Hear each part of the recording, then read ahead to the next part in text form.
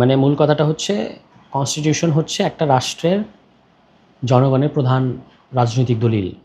সুতরাং এটা খুব কেয়ারফুলি হ্যান্ডেল করার একটা ব্যাপার আছে, এবং যে কারণে আমরা বারবার বলি যে সংসদ এটা হবে না, কারণ হলো রাষ্ট্রের দলিল রাষ্ট্রের একটা অর্গান, সংসদ তো রাষ্ট্রের একটা অর্গান মাত্র, সেখানে এটা হতে পারে না। এটা আলাদা পদ্ধতি আছে। তো পদ্ধতিগুলো কী কী?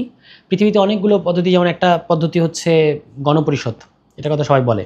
এখন গণপরিষদও যদি আপনি, গণপরিষদের ক্ষেত্রে একটা ব্যাপার আছে, গণপরিষদের ক্ষেত্রে আপনি যদি এই যে আমাদের সংসদ নির্বাচন যেভাবে আসন ভিত্তিক 2/3 ভিত্তিতে হয়, তাহলে কিন্তু ওখানেও একটা দলেরই টাইরেনি থাকবে বা একটা দলেরই স্বৈরতন্ত্র থাকবে। তাহলে আপনি কি করবেন?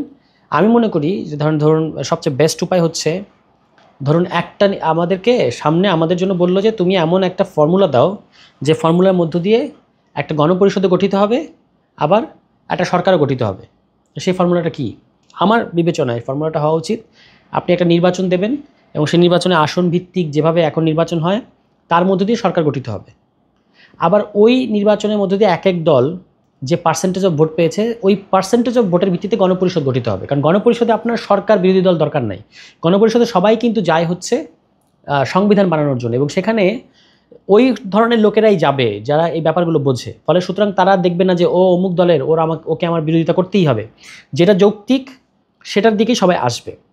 এবং সেক্ষেত্রে প্রপোর্শনাল রিপ্রেজেন্টেশন যদি হয় তাহলে গণপরিষদটা ফুল রিপ্রেজেন্টেশনাল হবে, মানে কোনো একটা দলের টাইরেনি সেখানে হবে না। ফলে আপনি যেটা করবেন, একটা দল যেটা করবে সে কী ধরনের এমপি পাঠাতে চায় সেজন্য এক ধরনের নমিনেশন দেবে, আবার গণপরিষদে কী ধরনের সদস্য চায় সে ধরনের আরেক ধরনের নমিনেশন দেবে। একটা নির্বাচনের মধ্য দিয়ে কিন্তু আপনি দুটো জিনিস গঠন করছেন এবং দুটো প্যারালালেই চলবে। আপনি সরকার পরিচালনা করবে, অ্যাট দ্য সেম টাইম গণপরিষদ আইন মানে রাষ্ট্রের জন্য সংবিধান বানাতে থাকবে। এটা হচ্ছে সবচেয়ে বেস্ট উপায়। যদি আপনি সত্যিকার অর্থে আমরা একটা গণপরিষদ করতে চাই এবং সেখানে রিপ্রেজেন্টেশন, জনগণের সকল অংশের রিপ্রেজেন্টেশন রাখতে চাই, তাহলে প্রপোর্শনাল রিপ্রেজেন্টেশনের কোনো বিকল্প নাই। সরকারের ক্ষেত্রে হয়তো প্রপোর্শনাল রিপ্রেজেন্টেশনের একটা জটিলতা আছে যে এটা কি সরকার পরিচালনা করা যাবে কি না, নাকি সরকারটা হ্যাঙ্গিং হয়ে যাবে ইত্যাদি, এই ব্যাপার প্রশ্নগুলো থাকে। গণপরিষদের ক্ষেত্রে কিন্তু সে ব্যাপার না, কারণ গণপরিষদে আপনার সরকার বিরোধী দল এভাবে থাকার দরকার নেই। গণপরিষদে সবাই গণপরিষদ সদস্য, ঠিক আছে? এই কারণেই প্রপোর্শনাল রিপ্রেজেন্টেশনটা একটা উপায়। এটা হলো গণপরিষদের ফর্মুলা যদি আপনি যান।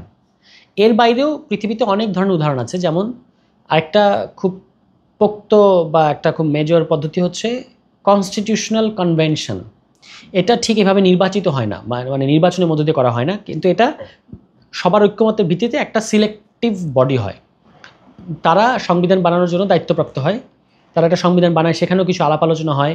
এই আলাপ আলোচনার কিছু কিছু বাইরে আসে। আপনি আমাদের এখন যে ঐক্যমত্য কমিশন চলছে এটার সাথে কিছুটা কল্পনা করতে পারেন। মানে এই ঐক্যমত্য কমিশনটাকে আমি ওই কনস্টিটিউশনাল কনভেনশনের জায়গা থেকে দেখি। এটা কিন্তু সেই অর্থে আপনার গণপরিষদ না, এটাকে আপনি একটা সাংবিধানিক পরিষদ বলতে পারেন, যেটা পুরোপুরি নির্বাচিত না হলেও সবার ঐক্যমত্যের ভিত্তিতেই হচ্ছে, ঠিক আছে? এবং এখানে রাজনৈতিক দলের বাইরেও সংবিধানের অনেক ধরনের এক্সপার্টও কিন্তু থাকবে।